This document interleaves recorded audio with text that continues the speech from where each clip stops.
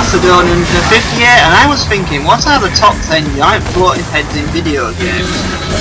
There's only 2 rules I want for this list. 1, it has to be a human type of flying head, and 2, it has to be playable in some way or be able to deal actual damage to the player.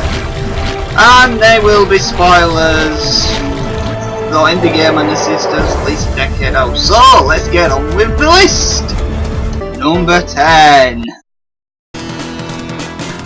Dynamite Headdy. Another great game by Treasure. Though like a lot of 16-bit Japanese titles made a lot harder outside Japan on purpose. Anyway, so the last place in our giant head top 10 is Babyface, a robotic babyface that ages the more damage it takes. Bizarrely enough, his boss is not in the beta version of the game either. Number 9. Zombie Nation! 1999, what appeared to be a harmless meteorite crashing in the Nevada desert had turned out to be Darkseid, an evil alien creature with horrible powers. By shooting strange magnetic rays, Darkseid had turned the helpless nation into zombies and had brought the Statue of Liberty to life to do his dirty work. These rays had also given him control over many deadly weapons, but none were more powerful than the legendary samurai sword Shura. When the great head of the samurai, Yamabuki, heard that the sword had fallen into evil hands, he set off immediately for the United States, for only he possessed the strength and knowledge needed to recapture the magical sword and free the US from the evil clutches of Darkseid.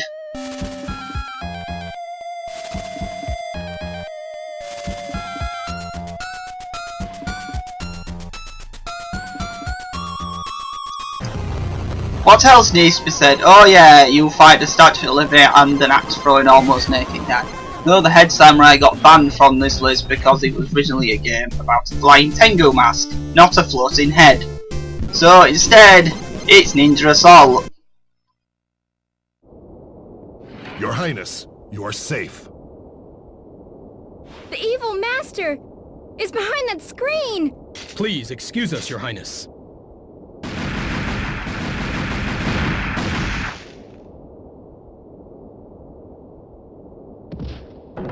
A statue? What is this? No! Be careful! He is...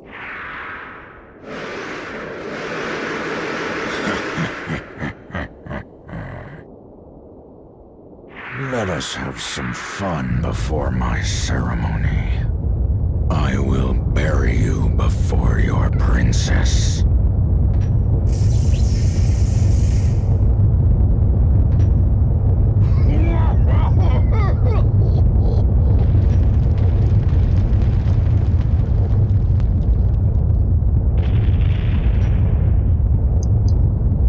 Shogun Kigai pretty much acts the same and even kind of looks the same anyways. And sounds like Adam West for some reason.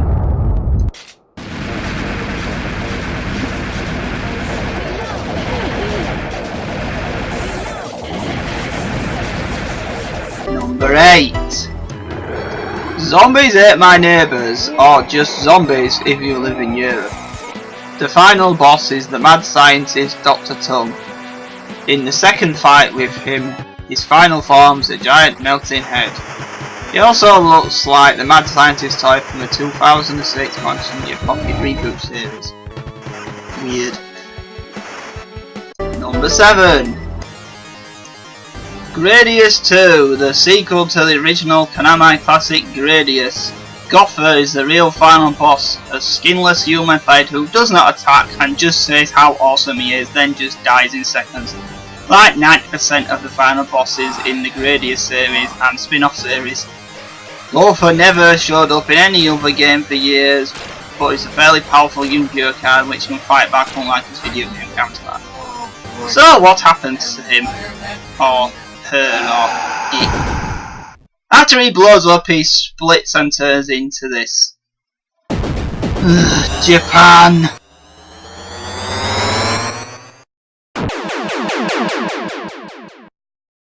Number 6.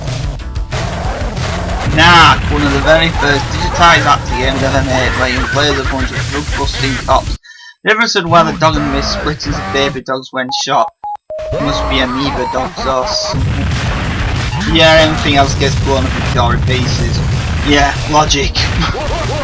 The big leader of the drug empire is a mutant head with eye beams who takes a real beating time. So how did the updated reboot of this game make Mr. Big more epic?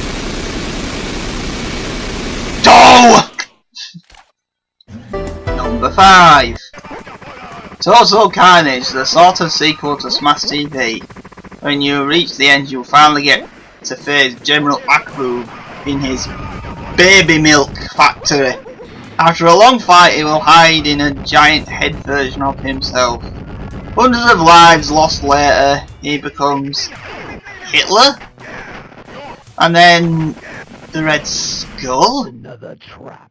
You stupid men.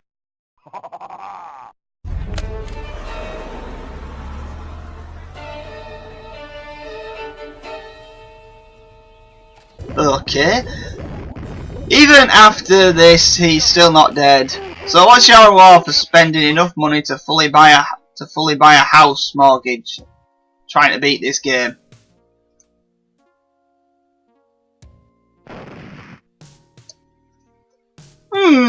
Thanks, Midway. Number 4. Neo Contra, the last ever overhead view Contra game made to this date. If you do well enough in the game, you get to fight Bill Riser. Yeah, the one you played as in the original Contra. So they notice playing why he's now a giant evil mutant head.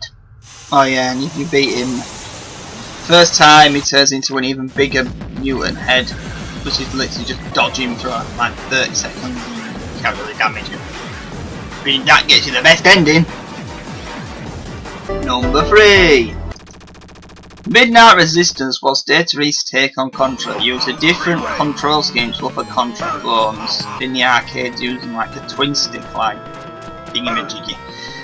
The game's rather normal until you get near the end, where you just go up a ladder to the moon and fight a giant floating head that looks like it's from Fist of the North Star. That shoots out caterpillars out of its eyes and had crawling brains. Of course. Why wouldn't it? Number 2. Andros, the mad scientist of the Star Fox games, who appeared in nearly every Star Fox game ever made.